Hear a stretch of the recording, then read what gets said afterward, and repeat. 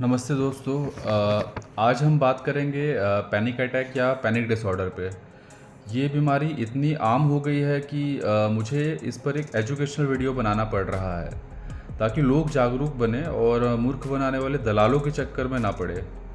तो पहला सवाल ये आता है कि पैनिक अटैक आखिरकार होता क्या है और इसके लक्षण क्या होते हैं, है ना? ये तीव्र भय का एक अटैक होता है या घबराहट का एक अटैक होता है जो अचानक बढ़ता है और कुछ ही मिनटों में बहुत ज़्यादा बढ़ जाता है। इस अटैक के दौरान बहुत से लक्षण महसूस हो सकते हैं, जैसे कि आपका दिल बहुत तेज़ तेज़ या ज़ोर ज़ोर से, है ना, धड़क सकता है। आजकल स्मार्ट वॉचेस का ज़माना है, सबके पास होता है ना? बहुत से लोग तो बीपी मशीन भी खरीद के घर पे ही रख ले रहे हैं। वो आकर मुझसे बोलते हैं कि डॉक्टर साहब, है ना, आप को पता है कि कल रात मेरा हार्ट रेट या पल्स रेट 170 180 तक पहुंच गया था। आप एक काम कीजिए, है ना, मुझे ईसीजी, इको या एंजियोग्राफी एडवाइस कर दीजिए, मैं करवा लूँगा, है ना? जबकि डॉक्टर का, है ना, राय ये था नहीं, या डॉक्टर ने अपनी राय तब दी भी नहीं थी। मैं उन्हें एक चीज़ हमेशा समझाता हूँ कि क्या कभी आप जॉगिंग करने गए हैं या दौड़ने गए हैं या काफ़ी सारी सीढ़ियाँ चढ़ी हुई, है ना? क्या तब आपने अपना हार्ट रेट या पल्स रेट चेक किया है? क्या तब आपका हार्ट रेट या पल्स रेट कभी 170 180 तक नहीं पहुंचा है? क्या तब भी आपने सोचा है कि भैया मैं इको या एंजियोग्राफी करवा लेता हूँ, है ना, या ईसीजी करवा लेता हूँ? तो, है ना, सवाल ये होता है। पैनिक अटैक के दौरान आपको बहुत ज़्यादा पसीना आ सकता है।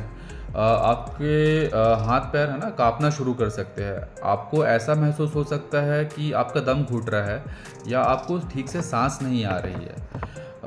मरीज़ अक्सर इस वजह से अपने कमरे की, ना, खिड़की या दरवाजे खोल देते हैं, पर ज़्यादातर समय इस चीज़ से भी उनको आराम नहीं आ पाता है।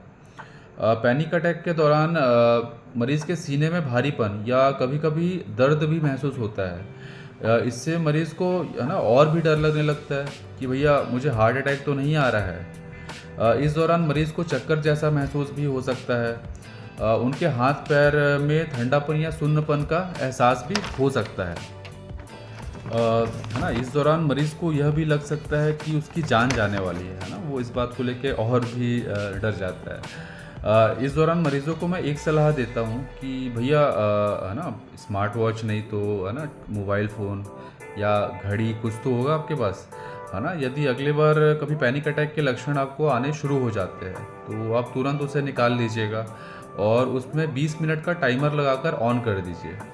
ऐसा हो ही नहीं सकता है कि ना 20 मिनट या उससे पहले इन लक्षणों में अपने आप, है ना, बिना दवा के अपने आप आराम आना शुरू ना हो, क्योंकि लगभग एक पैनिक अटैक की औसतन, है ना, औसतन अवधि 5 से लेके 20 मिनट तक ही होती है। उसके बाद उसमें अपने आप ही आराम आ जाता है। पैनिक अटैक से पीड़ित मरीज़ के व्यवहार में काफ़ी कुछ बदलाव आ जाते हैं। मरीज़ यह सोच सोच कर, है ना, परेशान रहने लगता है कि कहीं उसे दोबारा पैनिक अटैक तो नहीं आ जाएगा, क्योंकि मरीज़ तो ये मान बैठता है कि भैया पैनिक अटैक और हार्ट अटैक एक ही चीज़ होती है, जबकि इन दोनों में काफ़ी कुछ अंतर है। मरीज़ अपने भय के कारण, है ना, जो अपनी जीवन शैली है उस पर बदलाव करना शुरू कर देता है। मैंने कई मरीज़ देखे हैं जो पहले रोज़ाना जिम जाया करते थे, है ना, फ़िटनेस को लेके बहुत सचेत थे। वे लोग भी इस डर से जिम जाना या टहलना तक बंद कर देते हैं कि कहीं उनका हार्ट रेट 170 180 तक नहीं पहुंच जाए। इस भय में वो ये बात तक भूल जाते हैं कि जिम में, है ना, कार्डियो हम जो करते हैं, सबको पता है, कार्डियो इसलिए ही किया जाता है कि हार्ट रेट आपका हाई हो, ताकि आपका हार्ट, है ना, एक प्रकार से उसकी भी कसरत हो। अक्सर मेरे पास ये मरीज़ फुल बॉडी चेकअप, है ना, फुल बॉडी चेकअप के रिपोर्ट्स लेके आते हैं, जिसको उन्होंने कुछ दिन पहले एक बार और करवाया होता है ना? बजट लोगों का काफ़ी कुछ बढ़ गया है आजकल, है ना? वो बोलते हैं कि डॉक्टर साहब आप मेरा कोलेस्ट्रॉल लेवल चेक करिए रिपोर्ट में एक बार, है ना? मुझे लग रहा है कि मेरा ट्राइग्लिसराइड, है ना, कोलेस्ट्रॉल, एलडीएल वगैरह वगैरह बढ़ा हुआ है। ये सब, है ना, गूगल के अनुचित उपयोग का दुष्प्रभाव है, कॉमन है। जब मैं उनकी रिपोर्ट्स देखता हूँ तो ज़्यादातर मरीज़ों का रिपोर्ट एकदम नॉर्मल होता है। तो मैं उन्हें अक्सर ये समझाता हूँ कि भाई, यदि आपका कोलेस्ट्रॉल, है ना, एलडीएल, ट्राइग्लिसराइड बढ़ा भी है, तो दवाओं से या जीवन शैली में परिवर्तन से वो नॉर्मल हो सकता है। है ना। इवन यदि आप इसका इलाज नहीं भी लेते हैं, है ना, तो आपका जो है ना ब्लड वेसल है उसको मोटा होने में या आपको हार्ट अटैक आने में कम से कम 10 साल का समय ज़रूर लगे। बहुत से मरीज़ हर पैनिक अटैक के दौरान, है ना, एक निजी अस्पताल के कैजुअलिटी में जाके भर्ती हो जाते हैं। वहाँ के डॉक्टर भी है ना इसमें असहमति नहीं जताते कि भैया आजकल, है ना, बहुत से लोगों को, इवन डॉक्टर्स को भी नहीं पता कि पैनिक अटैक क्या होता है। उन्हें वहाँ गैस का इंजेक्शन, दर्द का इंजेक्शन, ये सब, है ना, फलाना ठिकाना लगाया जाता है।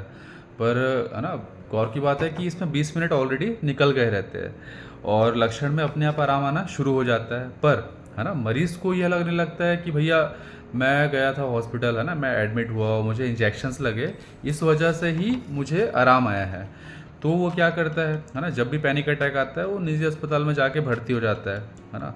पर ये जब बार बार होने लगता है, उसके रिपोर्ट्स भी नॉर्मल आने लगते हैं, तब जाके, है ना, काफ़ी समय बीत गया होता है, तब जाके आखिरकार उसको लगता है कि भैया, है ना, एक मनोचिकित्सक से परामर्श तो ले ही लेना चाहिए, देखते हैं क्या बोलता रहो, है ना। जब तक मरीज़ मेरे पास आता है ना, कई लाख रुपए उसके फूक, है ना, चुके होते हैं इन सब के, है ना, इलाज में, कैजुअलिटी में भर्ती होने में, है ना, इन्वेस्टिगेशंस, महंगी जांचें करवाने में। तो तब तक, है ना, काफ़ी कुछ उसका नुकसान ऑलरेडी हो गया रहता है। अगला सवाल ये आता है कि पैनिक अटैक कितना आम है, या, है ना, किन लोगों में ये होने की संभावना काफ़ी ज़्यादा है, यानी आम, यानी जनरल पब्लिक से अगर मैं कंपेयर करूँ। तो अमेरिका में जितने शोध हुए हैं उसमें यह पता चला है कि हर 7 में से, है ना, हर 7 में से एक व्यक्ति, समझ रहे हैं, हर 7 में से एक व्यक्ति अपने जीवन में कभी ना कभी एक पैनिक अटैक का शिकार तो ज़रूर होता है। यदि यही पैनिक अटैक बार बार होने लगे तो इसी को हम पैनिक डिसऑर्डर बोलते हैं। पहले पैनिक अटैक आने की संभावना, है ना, 15 से लेकर 25 वर्ष की आयु के बीच होने की, है ना, ज़्यादा रहती है। पुरुषों के मुकाबले औरतों में पैनिक अटैक आने की संभावना लगभग दोगुना रहती है। यह पाया गया है कि ज़्यादातर पैनिक अटैक, है ना, जीवन में तनावपूर्ण चीज़ें घटित होने के आसपास आते हैं। मेरे पास कई छात्र, स्टूडेंट्स आते हैं जो पैनिक अटैक से ग्रसित होते हैं। असेसमेंट के दौरान पता चलता है कि कुछ दिनों में उनके एग्ज़ाम्स आने वाले हैं, शुरू होने वाले हैं। भले ही कॉन्शियस लेवल पे, है ना, या, है ना, क्या बोलते हैं, अपने जो हमारे कंट्रोल में है ना, उस माइंड के उस लेवल पे छात्र स्ट्रेस ना ले, बट अनकॉन्शियस लेवल पर हमारा मन, ना, तनाव को जमा करते रहता है धीरे धीरे।